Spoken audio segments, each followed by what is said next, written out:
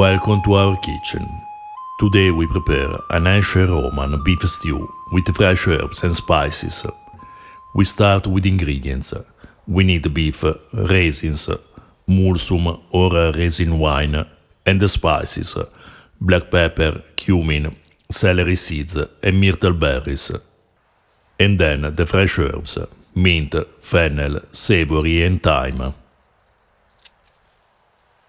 We selected this recipe from the Greco Quinaria, the widest source for ancient Roman cuisine, conventionally attributed to Apicius.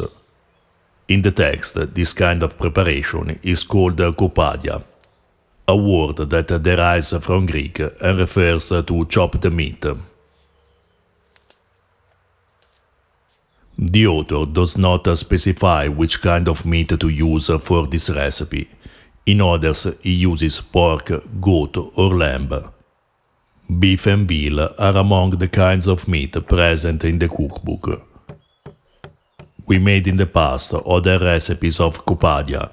You find the links in the description below. First, we grind in the mortar the spices.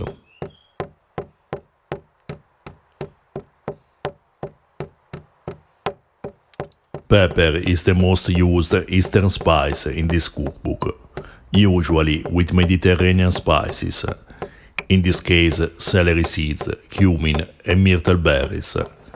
In other recipes we find coriander, anise, fennel, and many others, a characteristic of ancient Roman cuisine, which prefers Mediterranean flavors instead of the spices imported from Eastern countries that will be significant in the Middle Ages.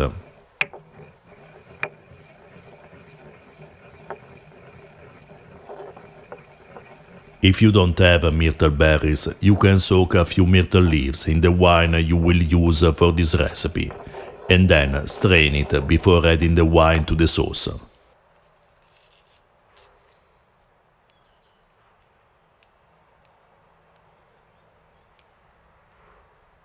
We mince the mint and fennel and remove the thyme leaves from the twig.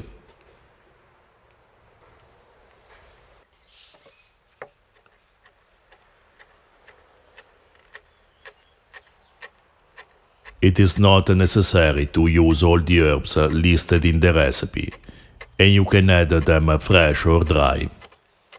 If you don't have thyme or savory, use just one. Fennel appears frequently in the ancient recipes, both the fresh or dry leaves and seeds. Celery is used in the same way. In the recipes, there are the young leaves, minced in the same way as we do with parsley, and the seeds, so tasty they are worth a try.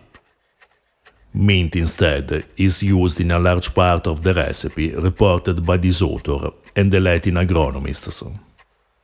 If you're interested in trying ancient Roman cooking, we suggest considering to grow a plant of mint for your recipes.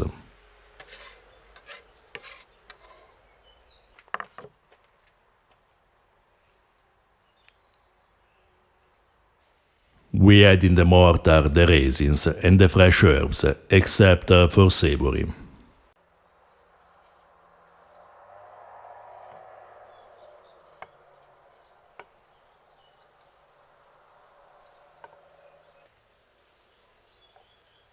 Don't have an excessive quantity of raisins to prevent the sauce from becoming too sweet, because the recipe calls also for a sweet wine.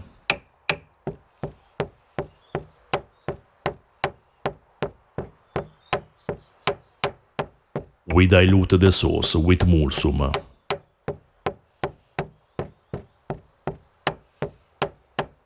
Mulsum was a typical ancient Roman wine, strong and sweet, prepared fermenting honey and grape must. It was commonly drunk with the plates of degustatio, the appetizers, and it was more costly than other kinds of wine, as Varro writes.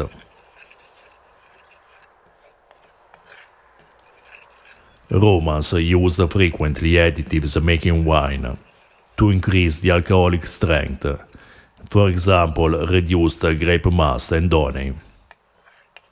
There are many recipes for mulsum in the agronomy books, and it is used sometimes in this cookbook. You can substitute it with sweet meat or raisin wine, both used in ancient Roman cuisine, or mix a bit of honey and wine. We tie the savory twigs and use them to mix the sauce.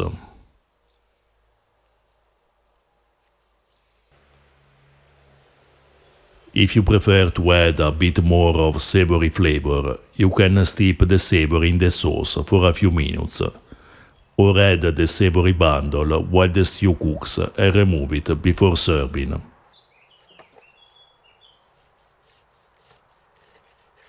Then we cut the beef.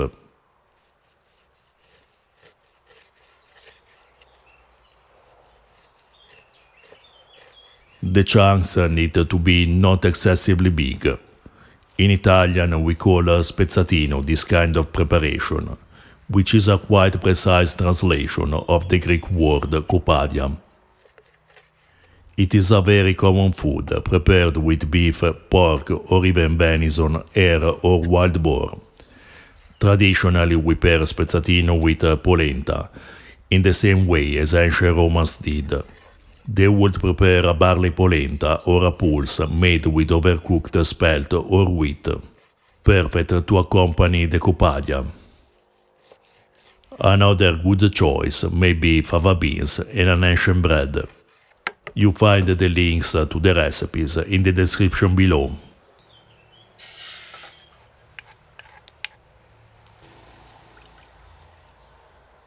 We pour in a pan the sauce and a bit of water and add 2 pinches of salt.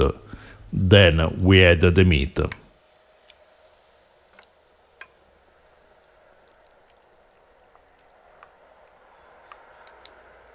The cooking time changes depending on the cut you choose. We cooked the Copadia for a bit less than 2 hours, stirring once in a while. If the sauce reduces too much, add a bit of water.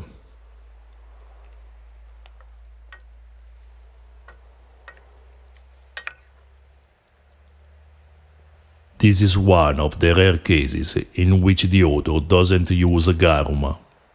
It may be an error made by the copyists or a precise choice by the author, but we can't know this for sure. In any case, a couple of pinches of salt are necessary to make a good stew. If you prefer, add a bit of garum, but this dish is incredibly tasty even with just salt.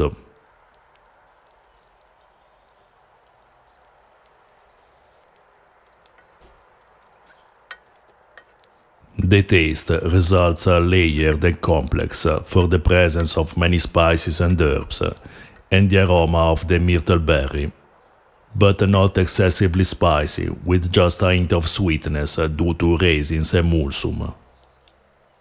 Cumin and black pepper alone would make the flavor a bit strong, but their spiciness is well balanced by the fresh fragrances of mint, fennel and celery seeds. Probably without knowing exactly which are the ingredients used here, it would be difficult to distinguish many of them clearly. But this is maybe one of the best characteristics of ancient Roman cuisine, and in particular of this cookbook.